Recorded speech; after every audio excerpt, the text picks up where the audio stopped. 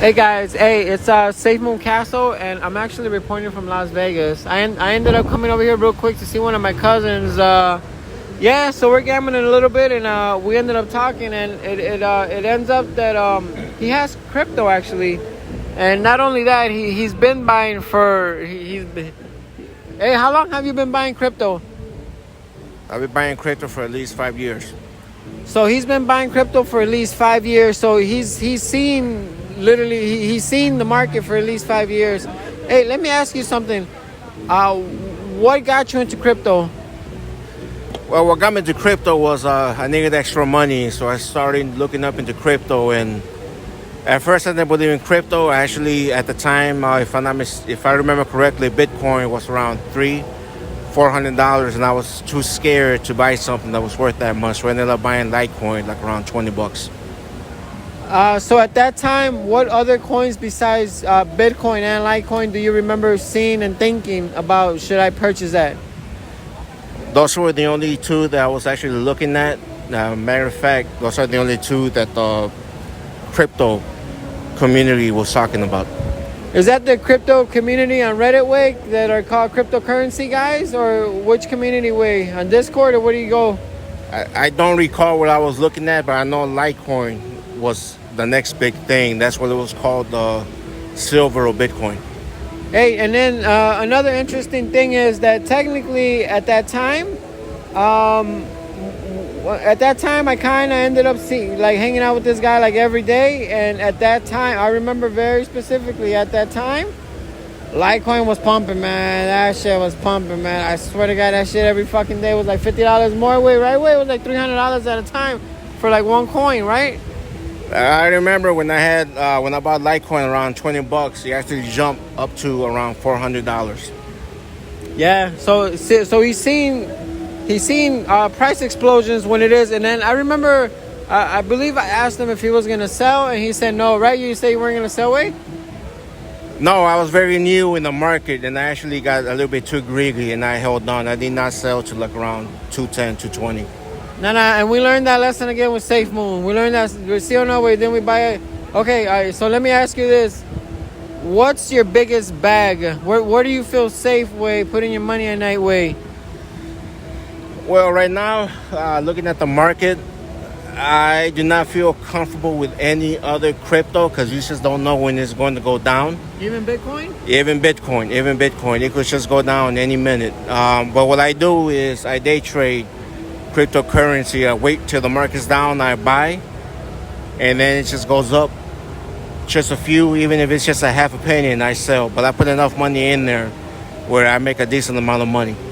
Let me ask you something. What platform do you use to trade? I'm assuming a few times a day. What platform do you use? Well, first, I used to use Coinbase, and the fees were just ridiculous. And then somebody told me about Coinbase Pro, and my fees got cut by at least 1/5. So instead of paying $200-300 in fees, I just end up paying like around $30 per fee. Hey, let me ask you this way, because you know what they're saying about Coinbase, right? That technically you don't own the coins. Like right now, if I was to ask you to send me a Litecoin to my wallet, you probably have no idea how to do that, right? Well, there is a Coinbase wallet. I don't actually have one. But as long that I get my money when I sell, that's all that really matters in the end. As long as they don't get hacked like those other idiots that got hacked for $600 million, that the guy was begging to get the money back. Well, Coinbase is known for their security. They actually pay people to try to hack into Coinbase. So I'm pretty confident that Coinbase is the hardest crypto currency exchange that's hard to hack. Hey, let me ask you something. Have you suffered a big loss already? Yeah, I did suffer a big loss when the crypto collapsed, but like in the end of the day, it's only a loss if you actually sell. So I just held on, and crypto bounced enough where it actually made a profit.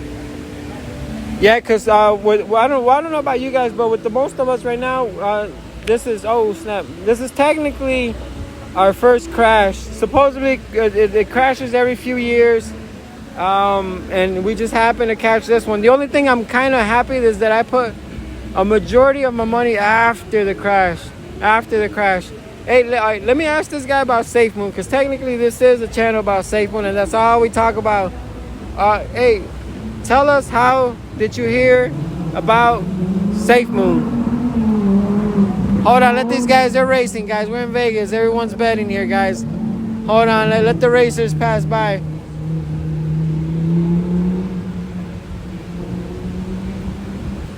Hey, how did you hear about SafeMoon?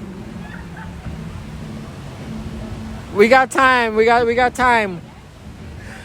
Well, when I first heard from SafeMoon, it was actually from you, man. I looked it up. Like I said, I do my research before I invest, and it looked very promising. The only problem with SafeMoon is that I did not know how much big whales people actually own SafeMoon, and obviously when it comes to big whales, they look for short term, and then end up selling. But long term, I believe that in the next 2 to 3 years, that SafeMoon is gonna be worth half a penny. Yeah, that would be nice, man. Half a penny, man. Honestly, half a penny, and you will probably see my building in one of these right here, baby. That's how much the company owns, baby. Half a penny, and you will see my building here.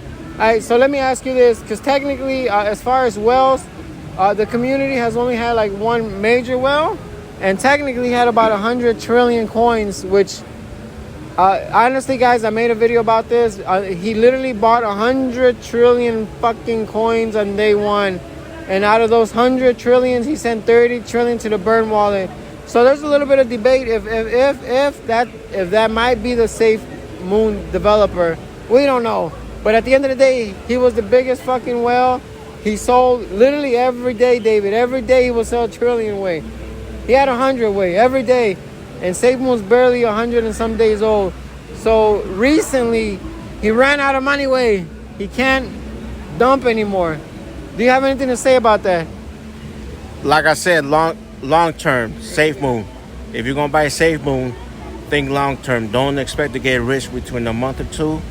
Look within the next 2 or 3 years. I promise you, you heard it from me. 2 or 3 years, it's gonna be worth at least half a penny. What do you feel about Reflections? Tell me that you clicked on the website Reflections and read what it is. What do you think about Reflections, Way? The fact that technically it goes off volume. The price of the coin doesn't even mean anything, Way.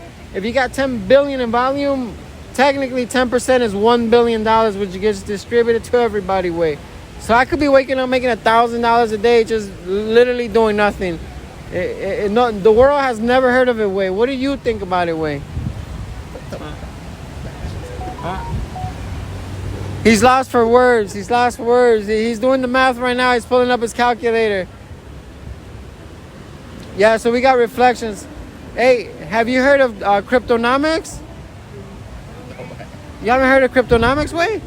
Alright, so Cryptonomics, the same thing with SafeMoon, but with every other coin that is going to be listed on the exchange, Way. If you buy your Litecoin through there, you're going to pay a 10% fee. And same thing, anytime someone buys and sells, it gets passed around. So it's like pretty much Reflections for the whole crypto market. There's a chance that it might be the biggest thing in crypto, Way. You have any thoughts on that? Listen, in the end of the day, if you want to invest in crypto, think long term. This is how I invest in crypto. So I have a certain amount of money I invest. So half of it I invest, and the other half I keep on the side. Just like when crypto collapsed, I had some money on the side that could put money in there. And not only did I make my money back, but I actually make some money. Did you put it in a stable coin, or how did you put it on the side? So what I do is I look at the coin in the last 24 hours to see how it did. Obviously, you never, and I'm telling you, listen to my advice. You never, ever buy crypto when it's going up. If it's green, do not buy. You wait until it goes down, because what goes up must goes down. If you buy when it's high, guess what? You're gonna lose money. And it might take a time before it reaches to that dollar amount, or it goes higher. So you always want to buy when crypto's in red. You never want to buy when it's in green. That is true, man. I got a lot of if you were ever to look at my wallet, I got a lot of FOMOing happening when the shit's spiking 30-40% way, and I'm FOMOing in way, and then I buy then way. And then yeah, sure enough, a day or two later it starts dropping. Anything else you want to add to the community? So this is just a disclaimer. If you guys follow my advice, I'm not responsible if you guys lose any money. But if you guys want to see how I make money, like I said, my Vegas trip is paid. The last time I came to Vegas was in May. I was making $2,000-3,000 at least each day that I was in Vegas.